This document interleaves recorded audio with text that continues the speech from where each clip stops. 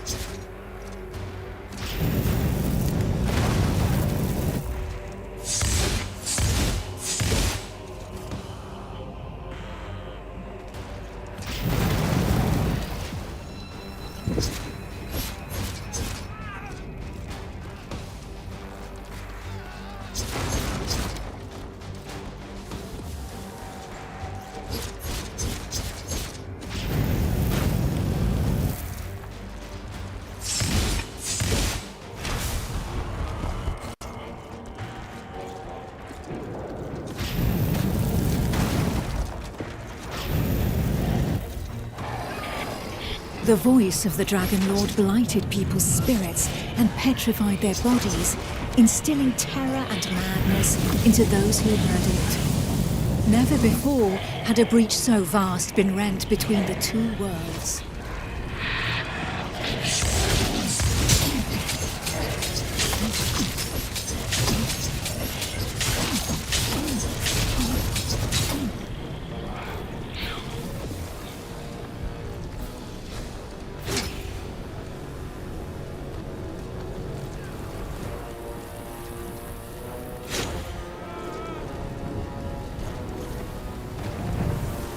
It was here, at this wound between worlds, that the corruption was most potent. One by one, haunted by the whispers from below, the people succumbed to madness. Draconic blood sullied the earth and corrupted the creatures that trod upon it.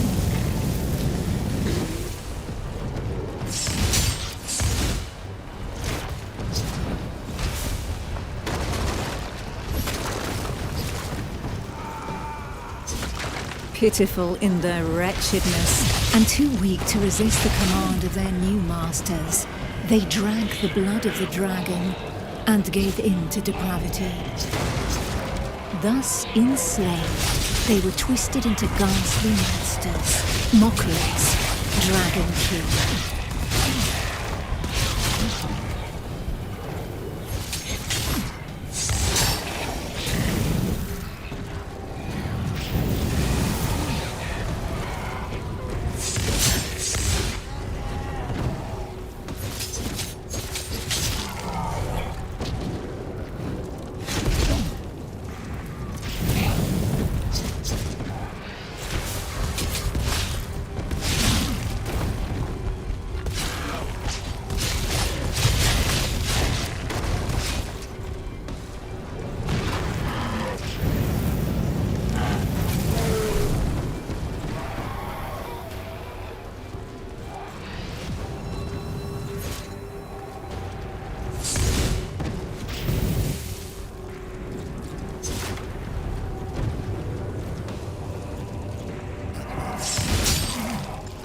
Men, women, children, animals.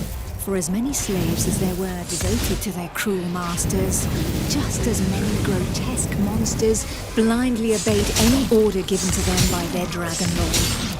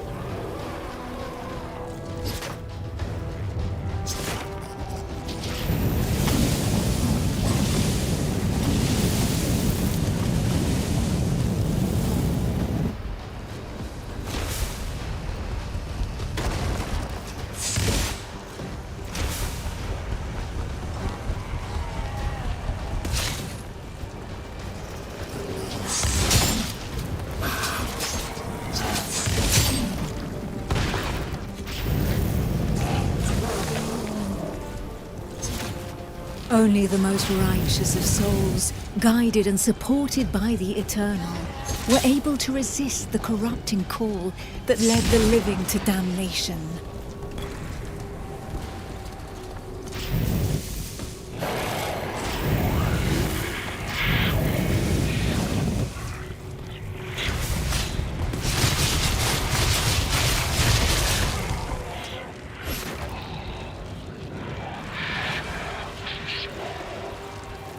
These righteous few bore the feeble flame of man through the darkest shadow, and though it flickered, it would not be extinguished.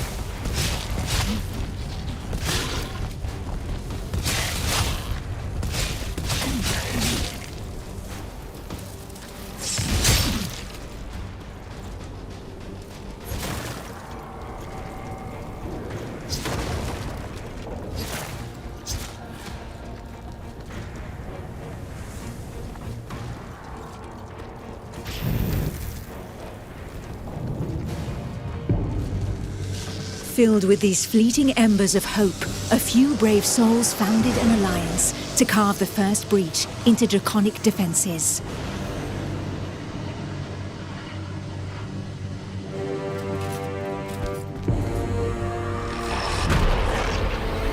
Here, the Dragonkin's power was strong.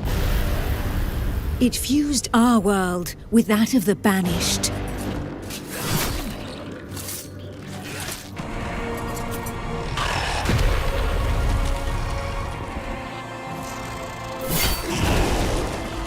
Godefroy of Clairval heroically broke through and shattered their defense barriers.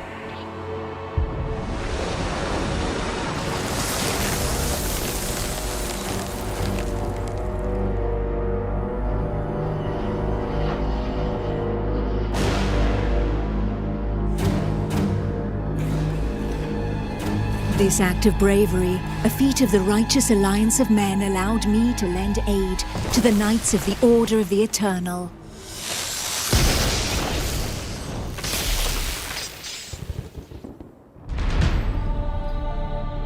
Me, Almantia, Grand Oracle of Pythodurcan, Dragon Blood, a human altered but not consumed by the draconic blood that flows through my veins. My sisters and I have powers given to us by the dragon, but our souls remain our own.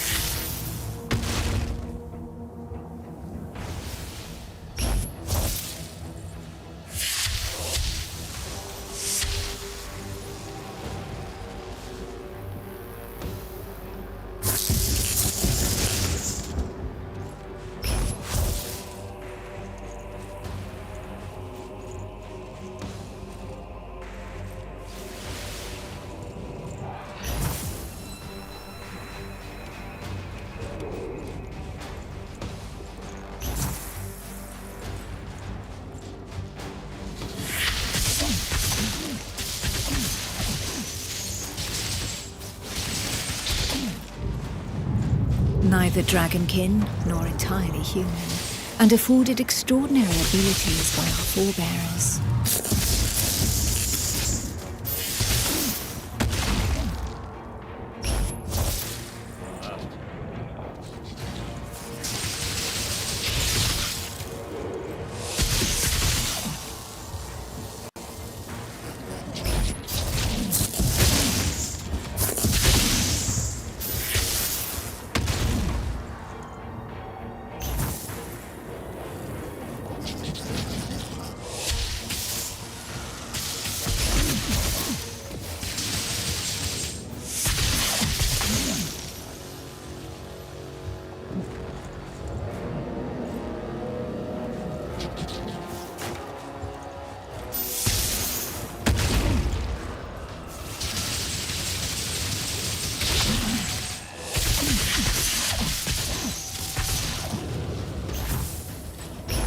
By those who drank the blood of the only banished dragon to have ever repented before the Eternal.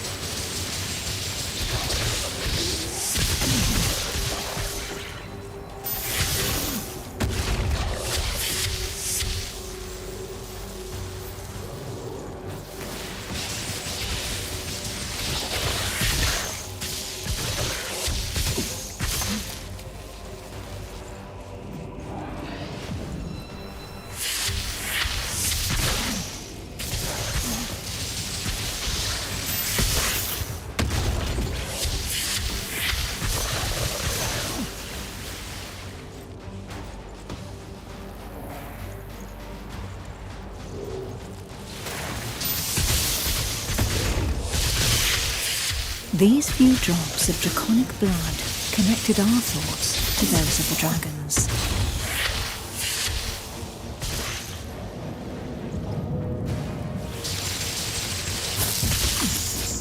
Struck by fleeting visions, we sought glimpses into their deeds and understanding of the feelings that drove them.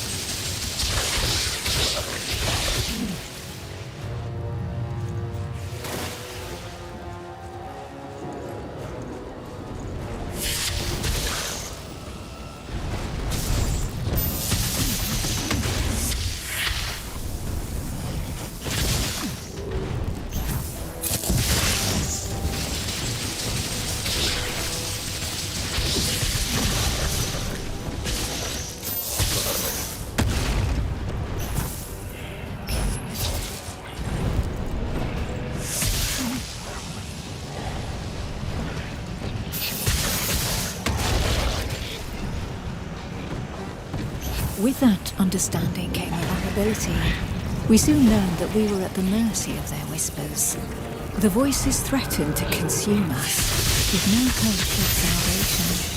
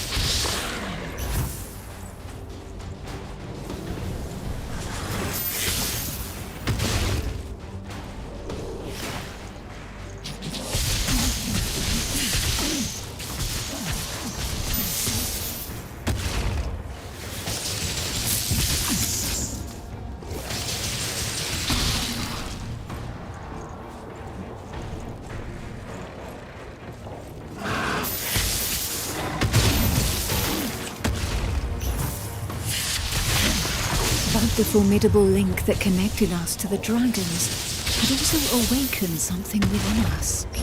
We lived strong in the certainty that the Eternal had pardoned us for the draconic corruption in our veins.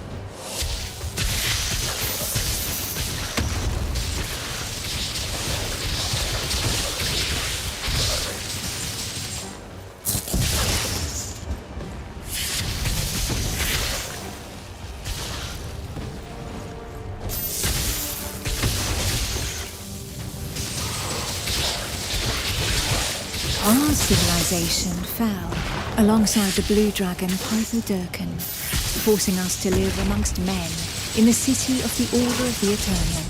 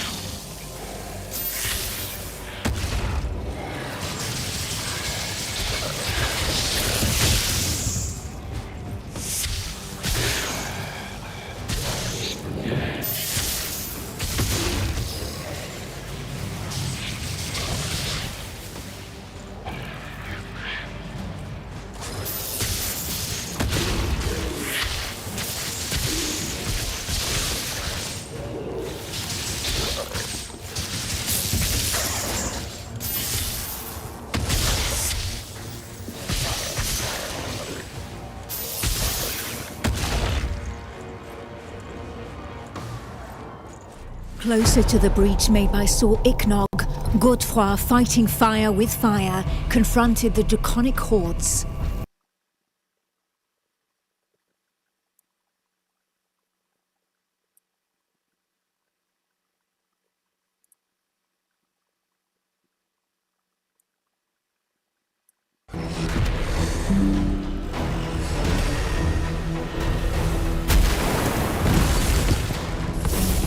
My draconic power allowed me to open up a sacrifice to save what remained of humanity.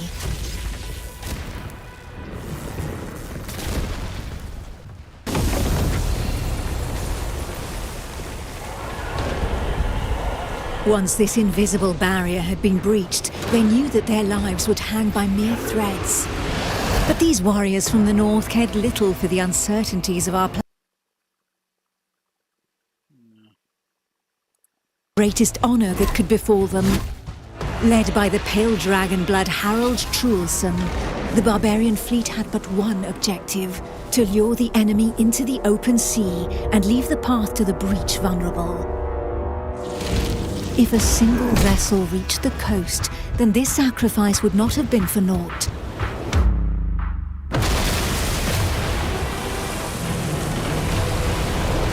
Harold Truelson reached the hostile shore and avenged those fallen from the Toil clan.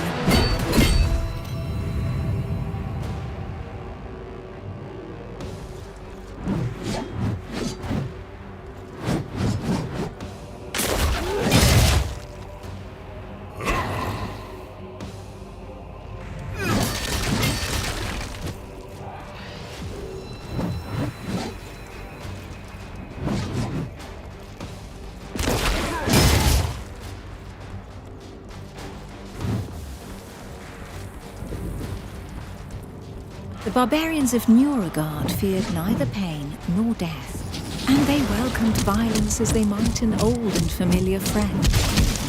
Juleson knew this friend better than most. His existence thus far had been one of suffering, of hardening his resolve, and of preparing to endure the worst of torments, without losing the one thing about every warrior of his clan held dear: his soul.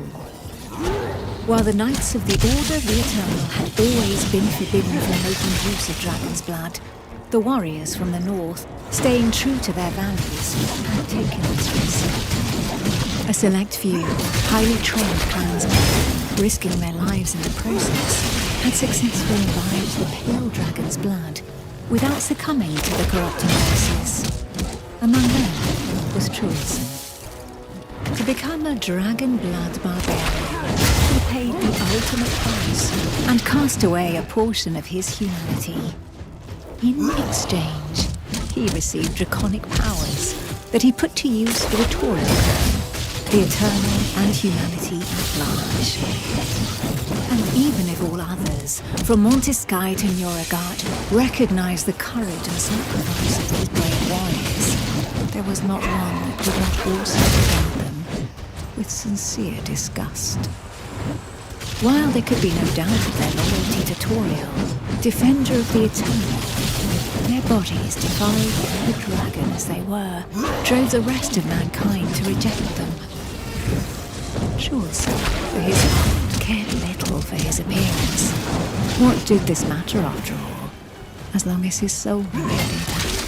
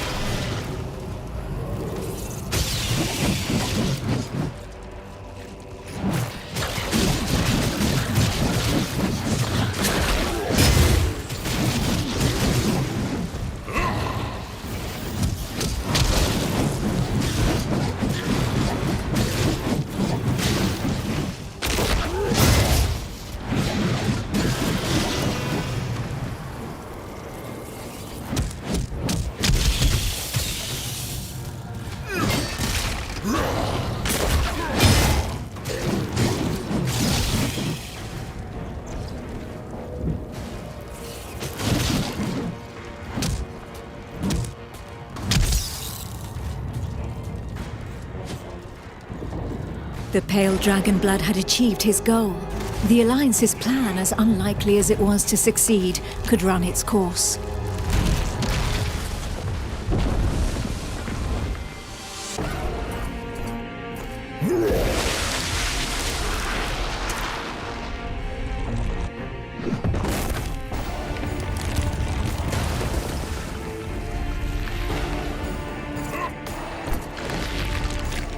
The barbarian waited for the signal that would tell him where to carve a bloody path through enemy defenses and lure the dragons far away from the breach.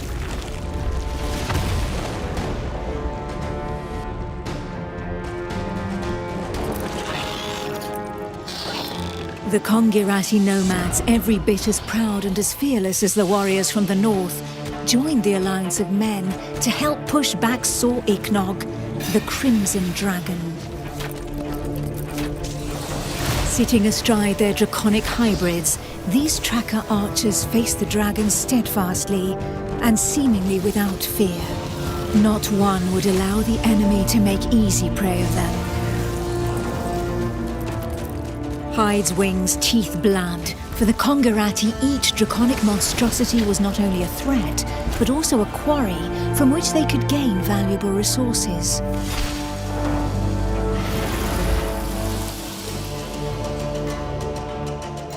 And where others had begged and prayed for divine salvation, these nomads made full use of anything the earth and providence offered them in order to survive.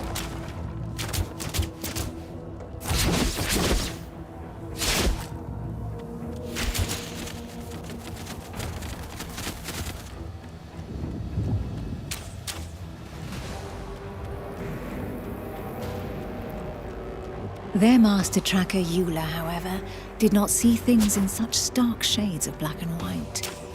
Of all those who made up their number, she was the first to recognize the value of this eternal light. She rejected neither the ancestral traditions nor the tracking of the DragonKin, who had made it possible for the Kongarat to excel in the arts of potions, alchemy, poisons, and draconic hybridization. How long would her people be able to continue traveling freely if the corruption were to poison the entire world? It was for this reason that she joined the Alliance of Men.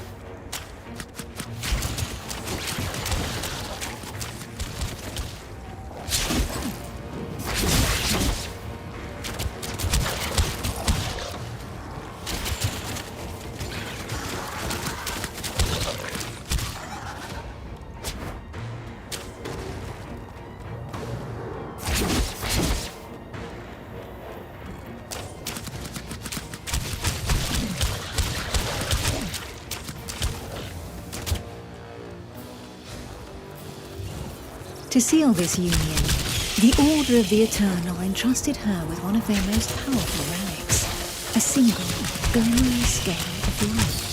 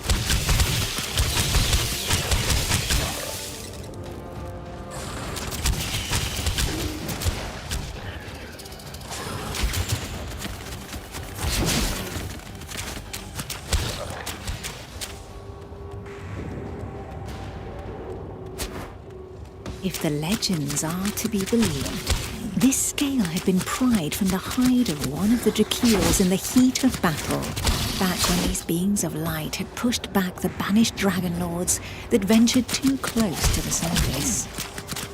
Each champion had one, and the power of their light would be needed to push Sor Iknog back into the shadows.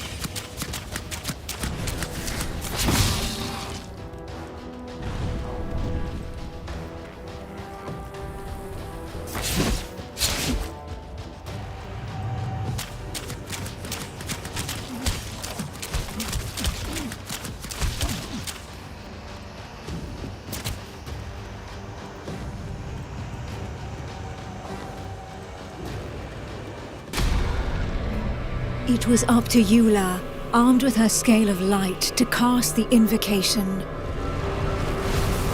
She would then know whether she had been right to put her trust in the Order and in joining the Alliance.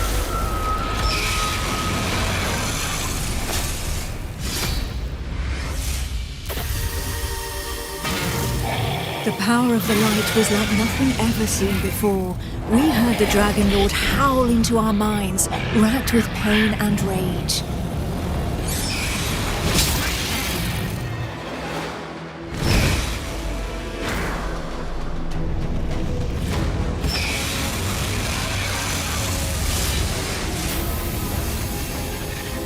So close to the Dracomundus, our souls suffered as from 1,000 deaths, but we held fast to our positions.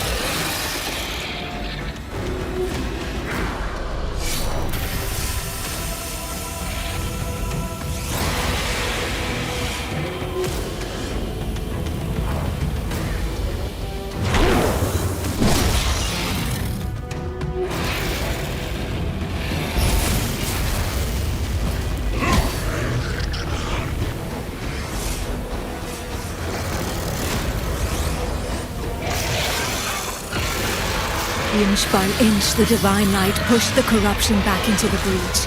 And it was thus that the banished lord saw Ichnog disappeared once more into the shadows, where he would suffer eternal retribution.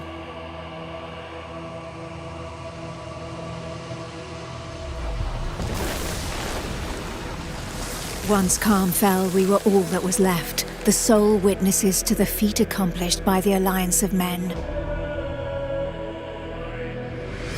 But more than ever, we knew that the taint of draconic depravity still festered in the depths of the abyss, impatient to break free once more. Thus, from the union of men and their allies that stood together in the face of the draconic